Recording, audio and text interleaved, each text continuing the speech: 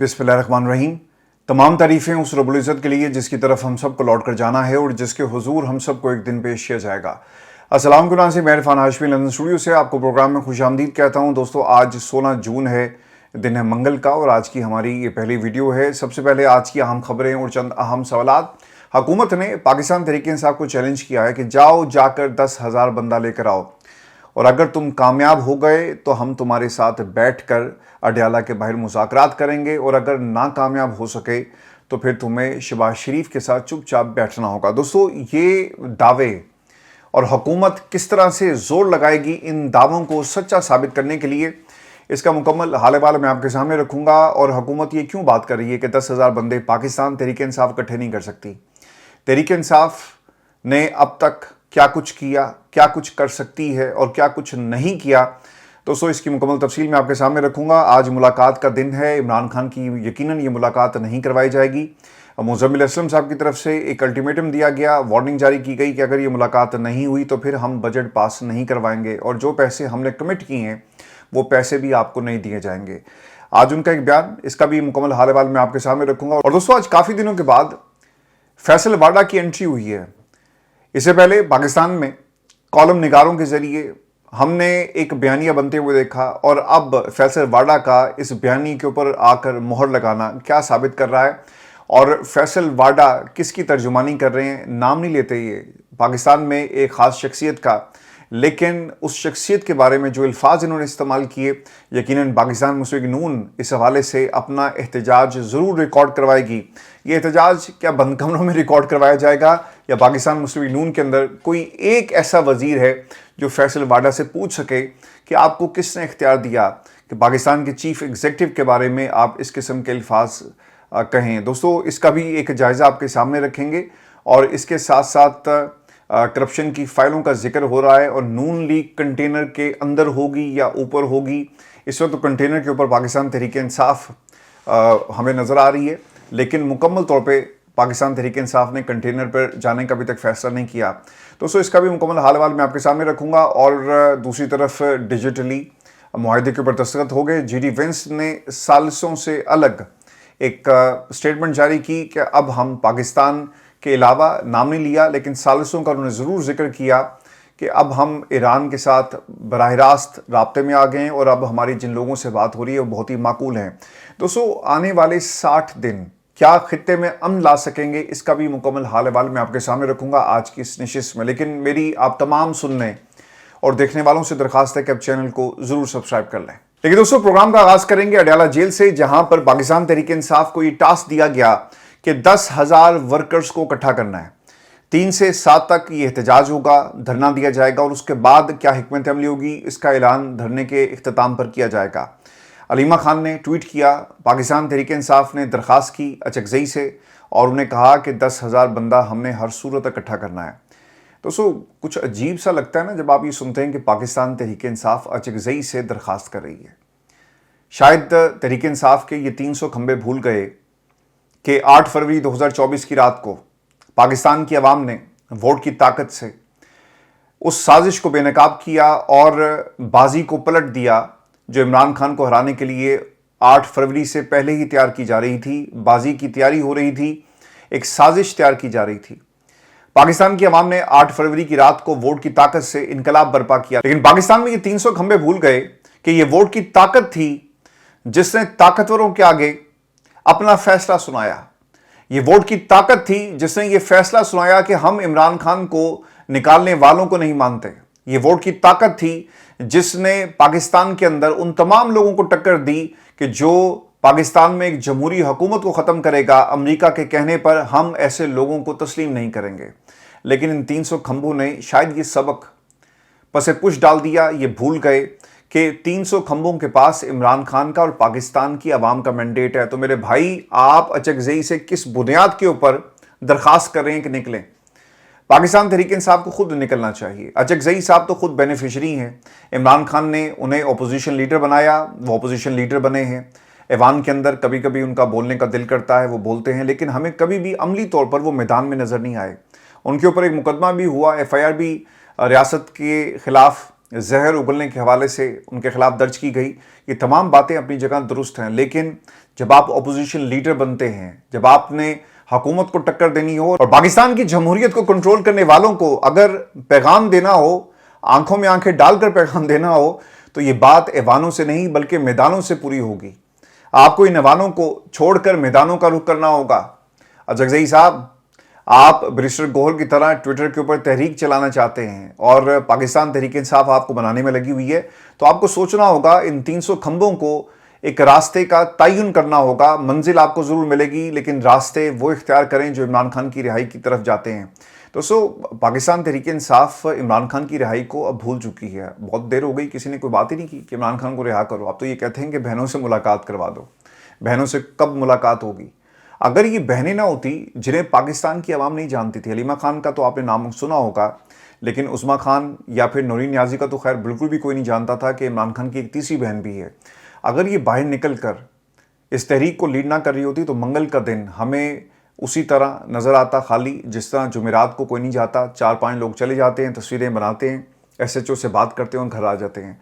तो इमरान खान की तहरीक को आज चलाने में बहनों का हाथ है और पाकिस्तान तहरीक इंसाफ को ये सोचना होगा कि आपको अजगज़ई से दरख्वास्त करनी है या फिर खुद निकलना है। दोस्तों, ये जून बहुत ही इंपॉर्टेंट है और वक्त इनके पास कम है, बजट पास हो जाएगा और यही एक वाहिद वक्त था जब आप पाकिस्तान की हुकूमत के ऊपर प्रेशर डाल सकते हैं। लेकिन दोस्तों, जो खबरें पाकिस्तान के इक़्तिदार के ऐवानों से आ रही हैं, वहाँ पर इमरान खान की रिहाई को ये किसी सूरत भी कबूल नहीं करेंगे। अदालतों के ज़रिए इमरान खान के केसेस को आगे लटकाया जाएगा और ऐन मुमकिन है कि इस्लामाबाद हाई कोर्ट के ज़रिए इमरान खान की सज़ा के ऊपर मोहर भी लगवा दी जाए। आज मैं एहसन इकबाल साहब को सुन रहा था, वो ये कहते हैं कि इमरान खान हुकूमत के सियासी कैदी नहीं, उनका ट्रायल हुआ और इस ट्रायल के नतीजे में उनको सज़ा दी गई। हम में से कोई भी सज़ा याफ्ता चोर नहीं, जबकि पाकिस्तान तहरीक इंसाफ के लीडर सज़ा याफ्ता चोर हैं। उनके ऊपर साबित हुआ कि उन्होंने 190 बिलियन पाउंड पाकिस्तान का चुराया। पार्लियामेंट में शोर मचाने की बजाय अपने लीडर का एहतसाब करें कि हमें करप्शन के खिलाफ सबक देकर खुद पाकिस्तान की तारीख की सबसे बड़ी सियासी डकैती क्यों की। पाकिस्तान की आवाम एहसन साहब आपसे सवाल करती है कि आपने कौम को एवनफील्ड अपार्टमेंट्स की रसीदें यकीनन दे दी होंगी। आपने पाकिस्तान की आवाम को जो सुहाने ख्वाब दिखाए, हर दौर के अंदर आप जो ख्वाब दिखाते हैं, उन ख्वाबों की ताबीर भी आपने होती हुई पाकिस्तान की आवाम को दिखाई होगी, उसका भी हिसाब देते हैं। आपने हर दौर के अंदर पाकिस्तान को ट्रक की बत्ती के पीछे लगाया, मनसूबाबंदी के नाम के ऊपर आपने वक्त ज़ाया किया। आपने 9 साल पाकिस्तान की आवाम को ऐसे प्लान दिए, अगर वो कैलकुलेशन करें, अगले दिन किसी दोस्त ने कैलकुलेशन की हुई थी कि इन्होंने कितने प्लान दिए और वो प्लान आज तक कहाँ तक पहुँच सके, तो आपने पाकिस्तान की आवाम का वक्त ज़ाया किया। 10 साल जिस कौम के ज़ाया कर दिए ट्रक की बत्ती के पीछे लगा कर कि अच्छे दिन आएंगे, उड़ान पाकिस्तान, और हमने देखें विजन 2025, 2035 और अब तो खैर 2050 की बात हो रही है। ये जितने आपने विजन दिखाए, ये क्या विजन थे, ये कौन सा विजन है, इस विजन का भी एहतसाब होना चाहिए। आप ये कहते हैं कि खान साहब के ऊपर ये जो 190 मिलियन पाउंड केस चुराने का जो केस है पूरे का पूरा ये साबित हुआ। ये वैसे अनोखी चोरी थी कि पैसा इमरान खान के अकाउंट पे नहीं गया, उसने लंदन में कोई अपार्टमेंट्स नहीं खरीदे, उसने दुबई के अंदर जायदादें नहीं बनाई और ना ही उसकी अमेरिका में कोई जायदाद है। ये अजब चोर था जिसने सारे का सारा पैसा पाकिस्तान के कौमी खजाने में जमा करवा दिया। ये अजब चोर था जिसने चोरी की और पैसा पाकिस्तान की आवाम को लाकर दे दिया, क्योंकि वो पैसा उन्हीं से चुराया गया था। लेकिन यहां पे कुछ ऐसे भी चोर थे जिन्होंने चोरी की और रसीदें नहीं दी। आज आप ये कहते हैं कि पाकिस्तान की अदालतों ने आपको सुरखरू किया। दोस्तों, मैं आपको ना पिछले 7-8 माह से एक बात कह रहा हूं कि बहुत जल्दी ना ये बयानियां बनाएंगे कि देखें पाकिस्तान की अदालतों ने हमें सजा नहीं दी और जिसे सजा दी है वो सजा भुगत रहा है, तो तुम रोते क्यों हो, चीखते क्यों हो।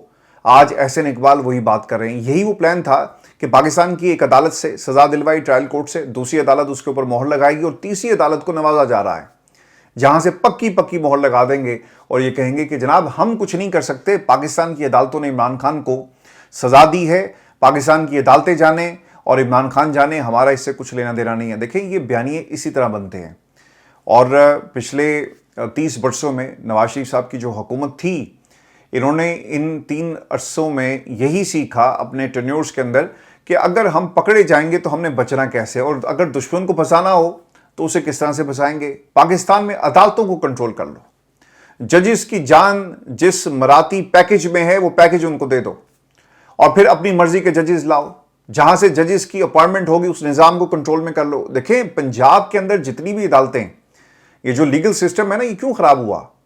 आप कभी आसिफ अली जरदारी के जो दुखड़े हैं वो सुने? वो ये कहते हैं कि जितनी इन्वेस्टमेंट अदलिया में नवाज शरीफ साहब ने की है, इतनी इन्वेस्टमेंट कोई नहीं कर सका। इसलिए तो नवाज शरीफ साहब को पाकिस्तान की अदालतों से उनकी मर्जी का इंसाफ मिल जाता है। दोस्तों, जनरल बाजवा ने जिस किस्म का इंसाफ पाकिस्तान की अदालतों से लेकर दिया, नवाज शरीफ को जाकर पूछो ना उस जज से कि वो कहाँ है 100 रुपये का स्टैम्प पेपर जिसके ऊपर एक भाई ने दूसरे भाई की गवाही दी कि जज साहब बहुत जल्दी भाई साहब जो है वो आ जाएंगे, इनको जाने दें। और वो फिर चले गए। 5 हफ्ते का कहकर गए, 5 साल लग गए। जब वो वापस आए तो एक डील उनके हाथ में थी। तो एहसन इकबाल साहब, आंखें खोलें। देखिए, उम्र का जो आखिरी हिस्सा होता है ना, इसमें लोग अल्लाह अल्लाह करते हैं, लेकिन लोग यहाँ पे ना आखिरी हिस्से में झूठ बोल रहे हैं। किसी को ये दुख सताया जा रहा है कि मुझे क्यों निकाला, किसी को दुख ये है कि उसका विजन पूरा नहीं हुआ, और वो अपनी सियासत के जरिए, अपनी कारकर्दगी के जरिए अपने दुश्मन को जेर नहीं कर रहा, बल्कि दुश्मन के ऊपर झूठ और बहतान लगाकर वो जेर करने की कोशिश करता है। इनसे इनकी कारकर्दगी पूछें, ये 190 मिलियन पाउंड केस निकाल कर ले आते हैं। पाकिस्तान के अंदर दोस्तों अब यही मेयार है, और जो सबसे ज्यादा गाली देगा उसकी उतनी अच्छी सहाफत और वो उतना बड़ा सियासतदान जो है वो कहलाएगा।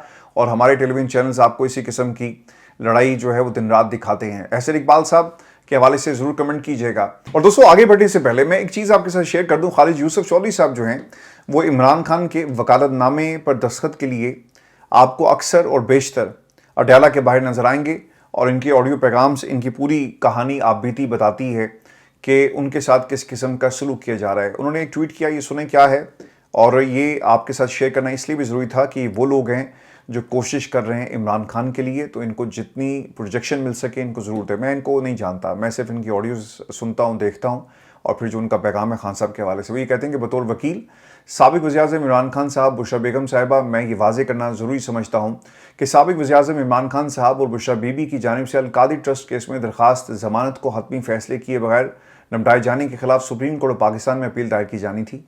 इस मकसद के लिए वकालतनामे 25 मई को जेल हुकाम को बाकायदा तौर पर अरसाल और वसूल कराए गए। ताहम अफसोस के साथ कहना पड़ता है कि आज तक इन वकालतनामों पर दस्तखत नहीं करवाए गए। जेल हुकाम की जानिब से इस गैर ज़रूरी और गैर कानूनी ताख़ीर के नतीजे में साबिक वज़ीर-ए-आज़म इमरान खान, बुशरा बीबी और के आइनी और कानूनी हकूक़ मुतासिर हो रहे हैं, और उन्हें आला अदलिया से रुजू करने के हक़ से अमलन महरूम किया जा रहा है।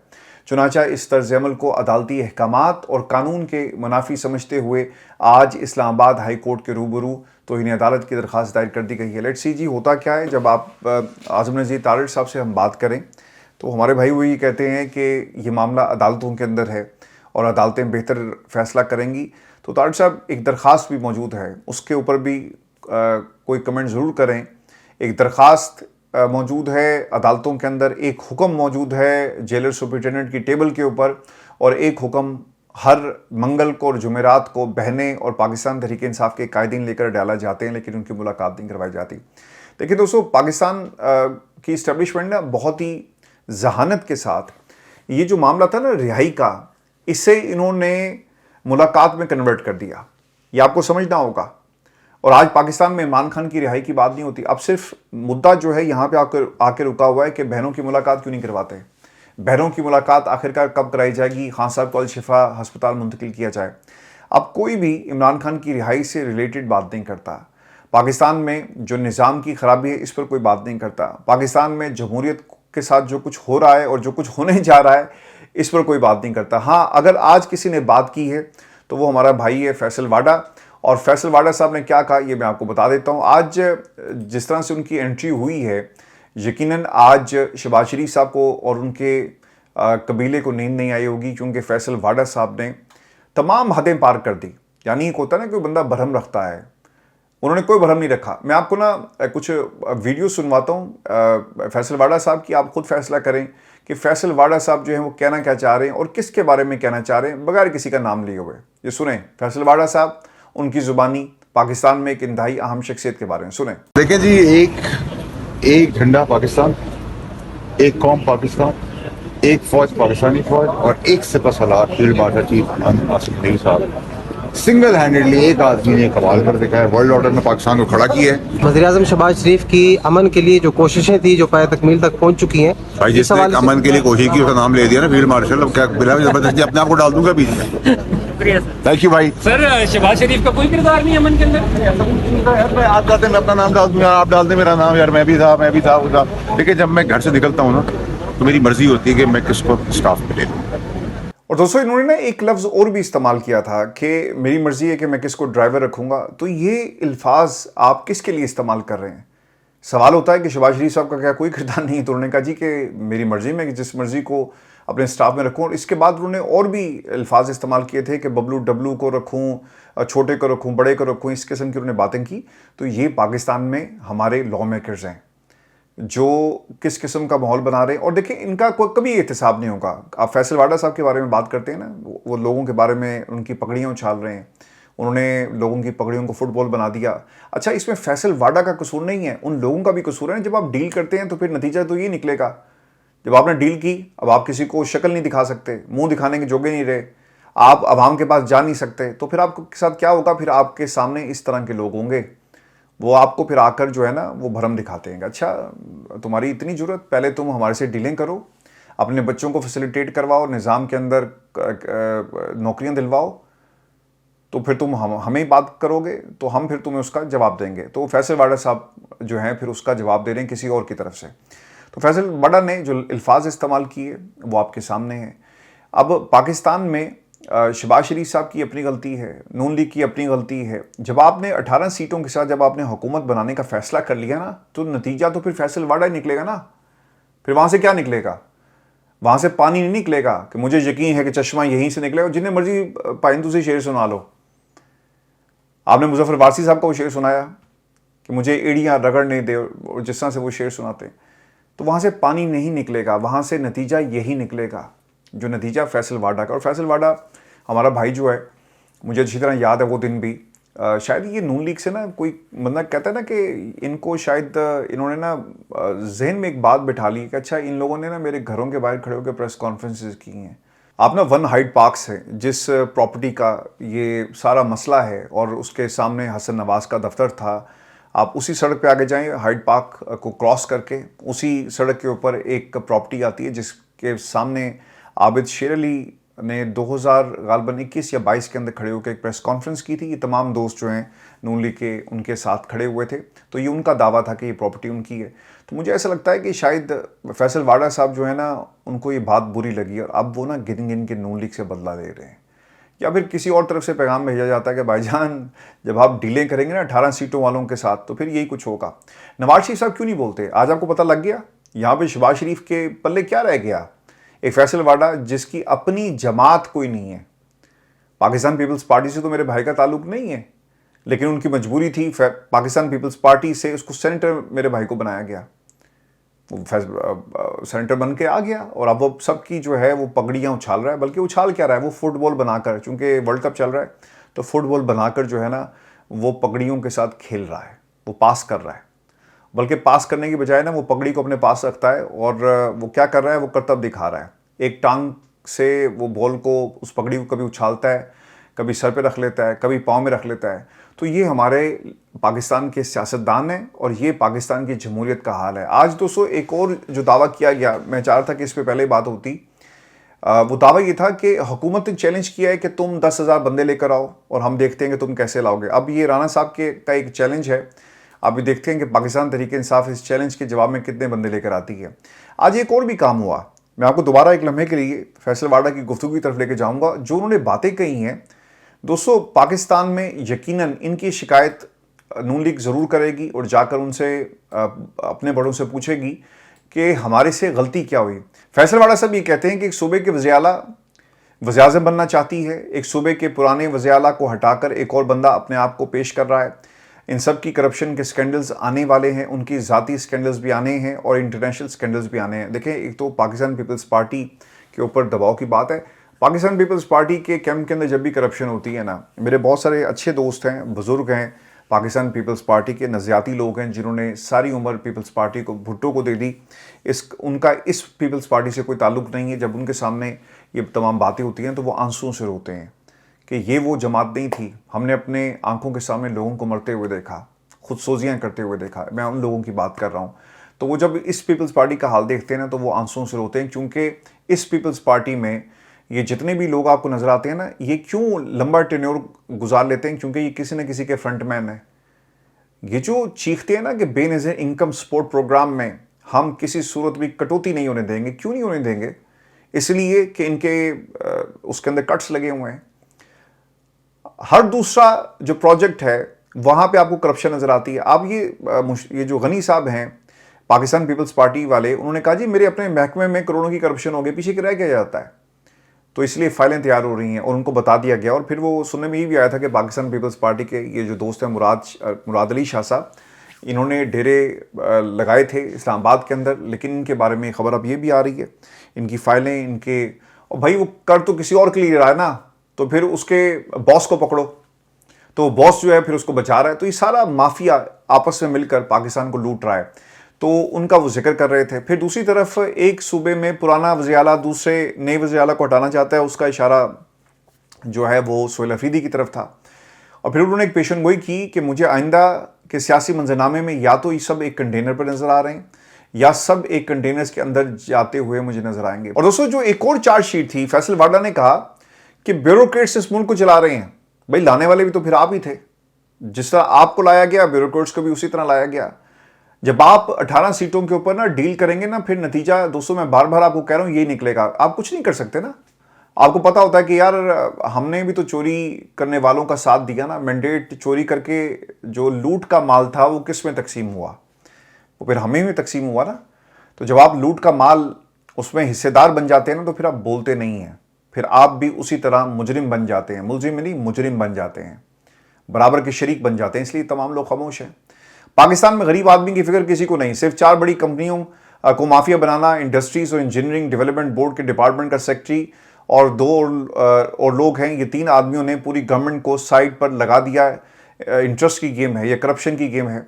गिरगित के हवाले से अहम जुमले उन्होंने कहे, मैं दोबारा दोहरा देता हूँ। मैं वज़ीर आज़म को नहीं जानता, मुझे इस बारे में नहीं पता। मुझे सिर्फ ये पता है कि ब्यूरोक्रेट्स को वजीर बनाकर हुकूमत चलाई जा रही है। वफाकी हुकूमत होते हुए इलेक्शन हुए, घोड़ा भी आपका, मैदान भी आपका, गधा भी आपका, घास भी आपको। खैर उन्होंने वो पूरी जो गिरदान है वो उन्होंने पढ़ी और सब कुछ हुआ, लेकिन इसके बावजूद आप हार गए। इसमें मेरा कसूर कुछ नहीं है। इससे पहले जब वो पार्लियामेंट गए और उनसे पूछा गया कि शहबाज शरीफ के बारे में क्या कहूँगा, तो उन्होंने कहा कि हम उनके लिए काफ़ी किरदार अदा किया। तो उन्होंने कहा कि किरदार सिर्फ फील्ड मार्शल ने अदा किया। इस तरह से तो मैं खुद अपने आप को क्रेडिट दे सकता हूँ। फील्ड मार्शल ने 10 बार अमेरिका ईरान जंग रुकवाई। फील्ड मार्शल की मर्जी है, वो जिसको चाहें अपने कारनामे का क्रेडिट दें।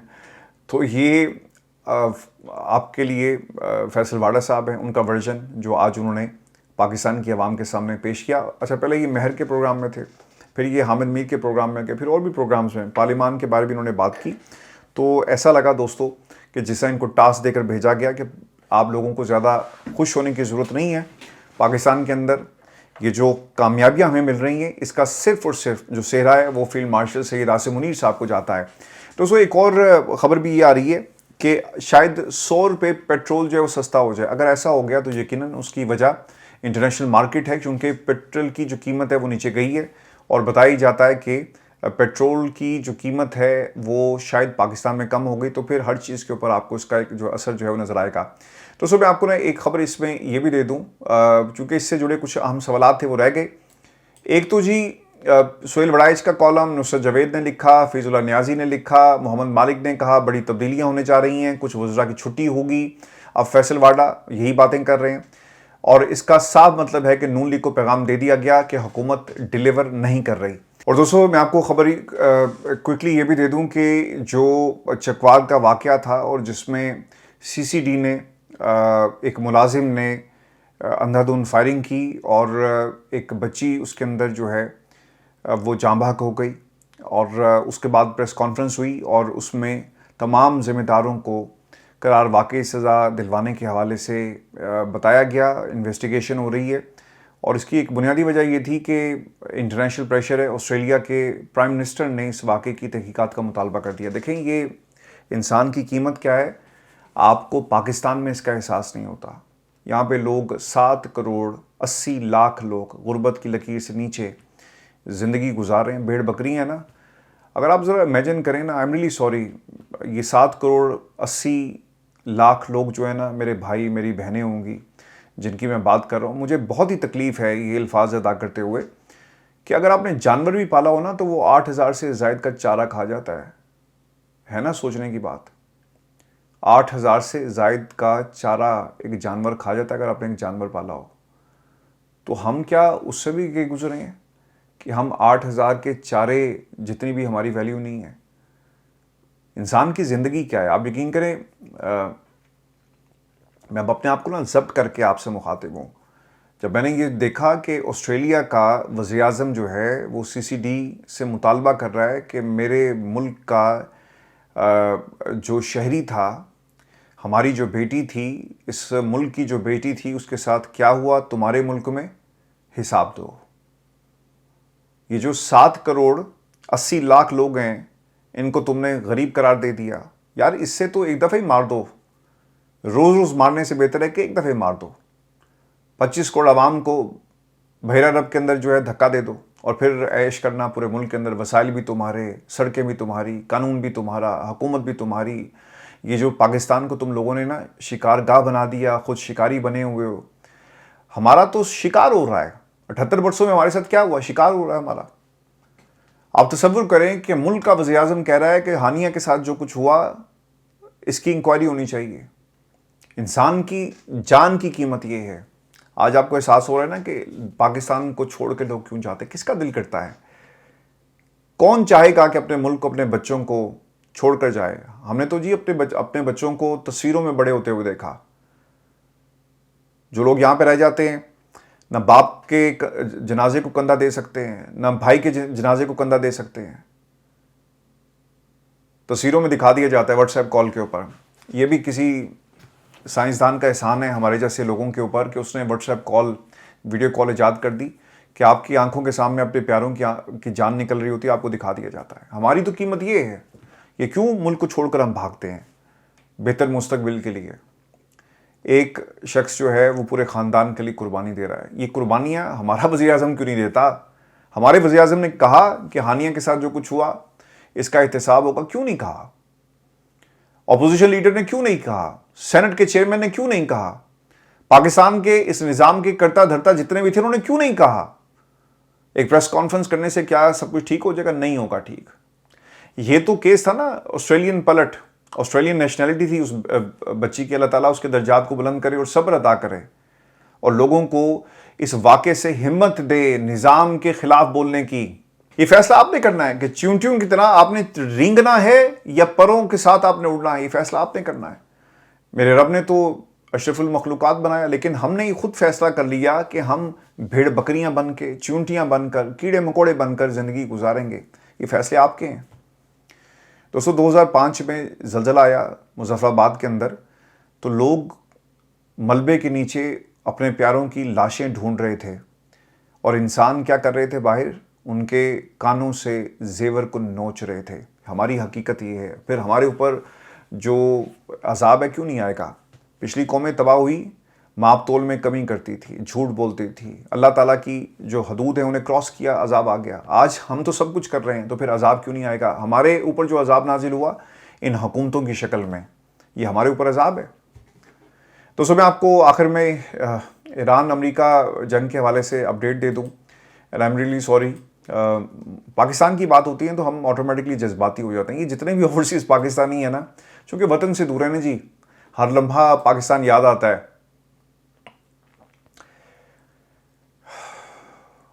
तो फिर ये बातें हो ही जाती हैं। आपको मैं खबर ईरान अमेरिका के हवाले से दे दूं कि एक तो जी हमास ने अमेरिका ईरान जो मुज़ाकरात हुए हैं इस हवाले से खैर मकदम किया और ये कहा कि उम्मीद है कि मुआहिदा इलाकाई मसाइल में मुस्बत असरात का हामिल होगा। फ़लस्तीन की मज़ामती तंजीम हमास ने यह स्टेटमेंट दी है ऐसे वक्त में जब लेबनान के ऊपर हमला हो रहा है और दूसरी तरफ हिजबुल्लाह को वो ख़त्म करने की बात कर रहे हैं। इसराइल की तरफ से ये बैरूत के ऊपर जो हमले और इलाका जितना भी उन्होंने कब्ज़े में लिया इसे खाली नहीं करेंगे, इस किस्म की बातें हो रही हैं।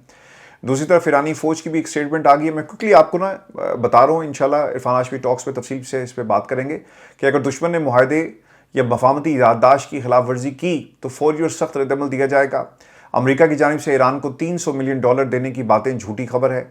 सदर ट्रंप, क्योंकि एक खबर ही आई थी कि $300 मिलियन इनको दिए जा रहे हैं, तो उस पर उन्होंने कहा जी ऐसा कुछ नहीं है और इससे झूठ बोला जा रहा है, हमने कहीं पर भी $300 मिलियन देने की बात नहीं की है।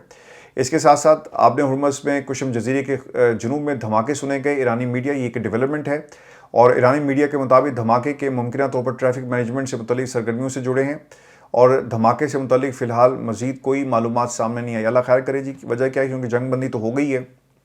और एक और ख़बर, ईरान के 3 ऑयल टैंकर्स और 2 सामान बरदार जहाज़ अमरीकी बहरी नाकाबंदी से गुजर गए। ईरानी मीडिया ने ये बताया और एक डेवलपमेंट्स वहाँ पे अब हो रही हैं तेज़ी के साथ, चूँकि अमरीका अब इस जंग से निकल रहा है। तो हमने अफ़गानिस्तान में अमरीका के जहाज़ उड़ते हुए देखे, जिसके साथ अफ़गानिस्तान की आवाम लटकी हुई थी और वो उस अफ़गानिस्तान को छोड़ना चाहते थे जहाँ वो अपने लोगों की जासूसी करते रहे।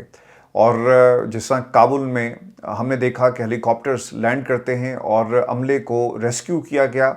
जिस तरह हमने ईरान के अंदर एम्बेसी में जब इनकलाब आया, इस्लामी इनकलाब ईरान के अंदर आया, हमने लोगों को भागते हुए देखा। फॉल ऑफ काबुल हमने देखा। और जिस तरह से ये तमाम साजो सामान छोड़कर पीछे भागे अफ़गानिस्तान में, उसी तरह अब ये ईरान के पानियों को भी छोड़कर भागेंगे और आप बहुत जल्दी ये देखेंगे।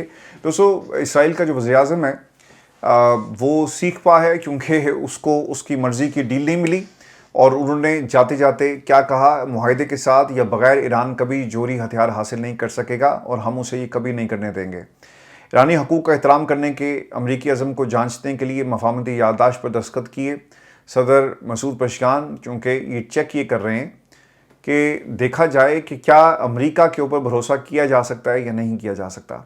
तो मैं आपको खबर ये भी दे दूं कि ईरान का अमरीका मुआहदे के बाद आलमी मंडी में खाम तेल की कीमतों में 7% से ज़ायद कमी आ गई और खाम तेल की कीमत में 7% से ज़ायद कमी। अमरीकी खाम तेल WTI $5.22 की कमी के बाद $80.50 फ़ी बैरल की सतह पर मौजूद है और यूई $7.48 की कमी के बाद $76.81 फ़ी बैरल की सतह पर फ़रोख्त हो रहा है।